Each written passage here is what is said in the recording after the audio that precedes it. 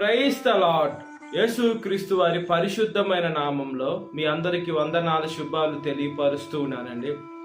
మలాకి 4వ అధ్యాయం 2వ వచనం. అయితే నా నామమందు భయభక్తులు గలవారగు మీకు నీతి సూర్యుడు ఉదయించును, అతని రెక్కలు ఆరోగ్యం కలుగజేయును అని దేవుని వాక్యం సెలవిస్తుందండి. దేవుడు నీతిగా న్యాయంగా మనల్ని జీవించమని చెప్తున్నాడు. మనల్ని ఎందుకు జీవించమని చెప్తున్నాడు? దేవుడు నీతిమంతుడండి. దేవుడు పరిశుద్ధమైన దేవుడు, గొప్ప దేవుడు. దేవుడికి రెక్కలు ఉన్నాయని చూసుకున్నప్పుడు దేవుడికి రెక్కలు ఉన్నాయి అని దేవుని వాక్యం సెలవిస్తుంది. ఆ రెక్కలు మనకి ఆరోగ్యము కలుగు చేస్తాయి అని దేవుని వాక్యం సెలవిస్తుందండి. దేవుడు నీతి సూర్యుడై ఉన్నాడు అంటే ఈ లోకంలో మనం సూర్యుడిని చూసుకున్నప్పుడు ఆ సన్లైట్ మన మీదకి పడుతూ ఉంటుంది. మన మీద ఎంతవరకు పడుతుందంటే సాయంత్రం వరకు, సన్సెట్ వరకు మనకు పొద్దుటి నుంచి సాయంత్రం దాకా సూర్యుడు అనేది ఖచ్చితంగా ఉంటాడు. మధ్యాహ్నము, పొద్దున, సాయంత్రం అనేది అక్కడ మనకు కనిపిస్తూ ఉంటుంది. అయితే ఎప్పుడైతే కారు మబ్బులు వస్తాయో, మబ్బులు వస్తే సూర్యుడు ఉన్నా కూడా ఆ సూర్యుడికి మనకి మధ్యలో మబ్బులు అడ్డంగా వచ్చేస్తాయండి. అప్పుడు మనకి సూర్యుడు కనపడ్డు, సూర్యుడు వెలుతురు మన మీద ప్రకాశించడానికి అవకాశమే ఉండదు. ఏమంటే మబ్బు అడ్డుగా ఉంది, మబ్బు పైన సూర్యుడు ఉన్నాడు, మబ్బు కింద మనం ఉన్నాం కాబట్టి. అయినా కూడా మనము మన ఆత్మీయ జీవితానికి ఎలా అప్లై చేసుకోవాలంటే, దేవుడు నీతి సూర్యుడు అనే దేవుడు మన మీద ప్రకాశిస్తూ ఉన్నాడు. ఈ లోకంలో కారు మబ్బులు లాంటి మనుషులు మన జీవితాన్ని చల్లా చెదురు చేయాలని చూసినాం, లేదా మాటలు, నరం లేని నాలుక అనేక మాటలు మాట్లాడుతూ ఉంటుంది. ఆ మాటలకి మనం బాధపడి ఏంది నా జీవితం ఇలా అయిపోయిందని కారు మబ్బుల గురించి ఆలోచించిన ఆ కారు మబ్బులు గాలి వస్తే వెళ్ళిపోతాయండి. సూర్యుడు ఎప్పుడు అలానే ఉంటాడు, మనము ఈ భూలోకం అలానే ఉంటుంది. కారు మబ్బులు గాలి వస్తే వెళ్ళిపోయేటువంటి కారు మబ్బులు. ఈ లోకంలో వర్షం వస్తే వర్షం పడి వెళ్ళిపోయేటువంటి కారు మబ్బుల గురించి మనం ఆలోచించబడలేదండి. మనము నీతిగా న్యాయంగా జీవించాలి. దేవుని రెక్కలు మనకు ఆరోగ్యం కలుగు చేస్తాయని దేవుని వాక్యం సెలవిస్తుంది. దేవుడు మనల్ని ఆరోగ్యంగా ఉంచాలని, దేవుడు మనము బలంగా ఉండాలి, స్థిరంగా ఉండాలని, ఆయన సేవలో మనం వాడబడాలని, ఆయన పరిశుద్ధాత్మ శక్తిని మనం పొందుకోవాలని యేసు క్రీస్తు వారు ఎంతగానో ఆశపడుతున్నారండి. దేవుడు ఆయన ఎంతగా ఆశపడుతున్నారంటే, మనం బాగుండడం దేవుడు చిత్తమై ఉంది, మనం పరిశుద్ధంగా జీవించడం దేవుడు చిత్తమై ఉంది, మనం ఆరోగ్యంగా ఉండడం దేవుడు చిత్తమై ఉంది, మనం నీతిగా న్యాయంగా బ్రతకడం దేవుడు చిత్తమై ఉందండి.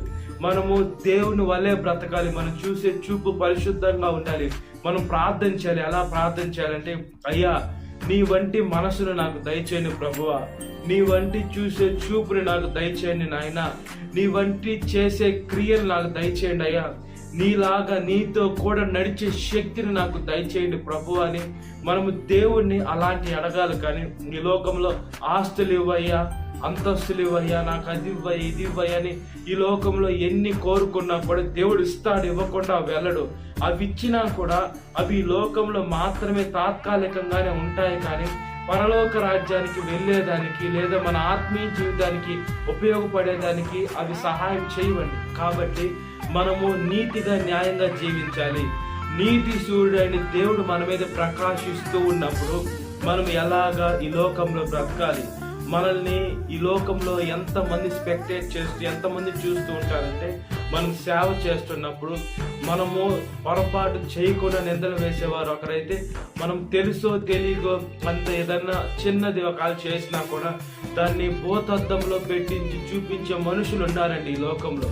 వాళ్ళ కళ్ళల్లో దోలాలు ఉన్నాయి, వాళ్ళ కళ్ళల్లో పెద్ద పెద్ద పాపాలు ఉన్నాయి. అయినా కూడా మనల్ని నలుసు కాడికి చిన్న పాపాన్ని, ఏమీ లేని దాన్ని కూడా చిత్రీకరించి చూపించే లోకంలో మనం ఉన్నాం.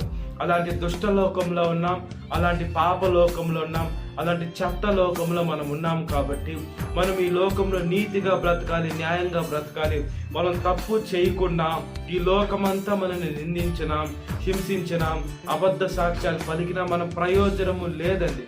అవేమన్నా చేసుకుని లోకము అంత వ్యతిరేకంగా మన మీదకి వచ్చిన ఇబ్బంది లేదు.